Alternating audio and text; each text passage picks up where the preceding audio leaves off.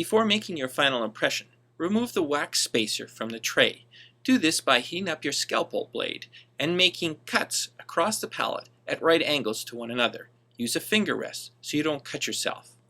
The wax spacer has been placed to provide some room for the impression material, to make sure that the tray doesn't impinge on the movable mucosa, and also to prevent hydraulic buildup of pressure. Once you've made these cuts, use your number 7 wax spatula to peel up the wax spacer and remove it. Pull it away from the compound and try not to fulcrum the compound, otherwise it will fracture as it's brittle. Once the wax has been removed, take a scalpel blade and blend the compound with the internal surface of the tray. You don't want any sharp edges that will be uncomfortable, and you don't want any areas sticking into the mucosa because they're at a different level than the rest of the tray. You may also find that it's useful to use an acrylic burr to adjust the edge of the flange of the tray if it's sticking out. Also smooth any areas that might be sharp or rough on the peripheral edge of the compound. Here's a ledge in the acrylic created by the wax spacer. You'll need to use a burr to help reduce that ledge. If you do not remove these ledges of the acrylic resin or sharp edges of the compound, when you place the custom tray with impression material in the patient's mouth and you seat it to place, it will sink into the tissue and distort the tissue. We refer to this as significant burn-through. It will actually change the shape of the tissue. You can see how compound has distorted the tissue on this cast. You don't want this on your cast, you don't want it on your denture, and you should remake your impression. Next, place some holes in your custom tray. These holes will allow relief of hydraulic pressure during the impression and also add some extra retention to your custom tray. Place some adhesive in the custom tray. The easiest way is to pour some in the tray and then use a cotton swab applicator to spread this into a very thin layer over the tray. More is not better. You want a very thin layer and you want to dry it for at least 5 minutes. Continue to spread the adhesive over the tray and also make sure that you coat the edge of the compound so the impression does not pull away from the tray. You may want to use some air to help dry the adhesive. Prepare the patient. Place a bib so you don't get impression material over the patient's clothes.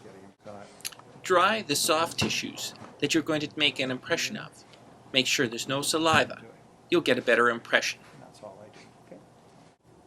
Load the custom tray with light body or regular body polyvinyl siloxane. Load the tray rapidly so it does not start to set and develop some viscosity which will distort the tissue. Once you've filled up the tray, use either an impression spatula or a number 7 wax spatula to pull the impression material over the edges and cover the peripheries of the impression tray. Make sure not to have too much material at the back end of the tray. Have the patient open and relax. Insert the tray sideways, then rotate it into place. Seat the anterior portion of the tray first so you can align it with the labial frenum. Then place a finger on each side of the tray and apply only enough pressure until you can see impression material along the entire periphery of the posterior edge of the tray. Remove any posterior excess with a cotton swab applicator. Have the patient move from side to side. This will make room for the coronoid process. Then, do the border molding procedures that you did when you were border molding your compound. Stay with the patient and stabilize the impression until it is fully set. To remove the set impression, put a finger up in the buccal vestibule. Push upwards on the movable tissue. That will break the seal and allow you to remove the impression. Inspect the impression to make sure you've captured all the critical anatomy and not distorted any tissues, that you don't have any significant burn-through or voids. Prior to reseating the impression in the patient's mouth, take some scissors or a scalpel and remove any gross excess around the periphery of the impression. This will make it more comfortable when we put it back in the patient's mouth.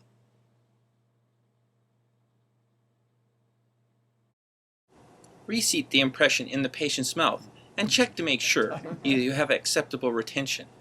We want to make sure the impression is retentive at this stage, otherwise it won't be retentive later.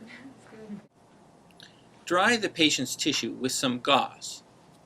Then, mark the vibrating line and the hamular notches.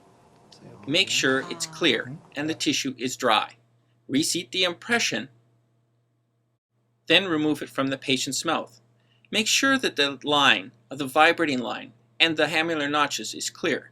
If it's not distinct, dampen an indelible stick and redefine it so that it's clear. Trim the impression to that posterior border so the denture cannot be made longer than where you want it to end. Then mark the displaceable tissue where you want the posterior palatal seal.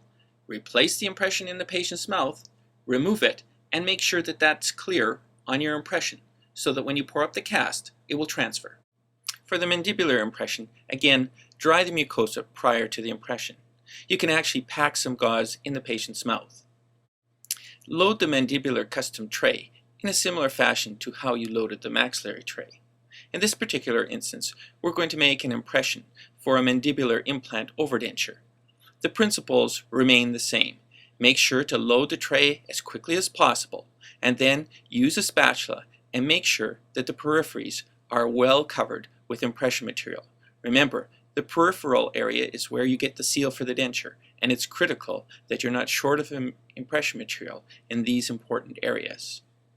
You want to load and spread the material as quickly as possible. You do not want the material to start to set before you insert it into the patient's mouth.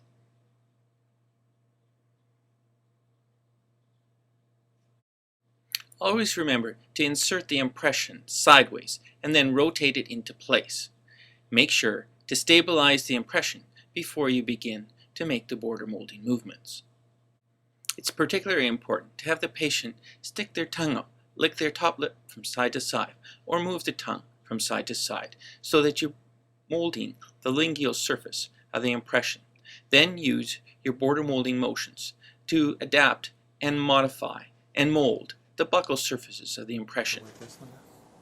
Have the patient lightly close to mold the distal buccal corner of the impression where the masseter is active. Remove the impression and inspect its surface to make sure you've captured all the critical anatomy. Trim any areas where you have excess impression material, where it may have flowed into areas you don't want to capture. Once you've trimmed that, you can reseat that in the patient's mouth and check it for its retention and stability. Assess your final impression using the criteria we list in our video clip, Evaluating Final Impressions.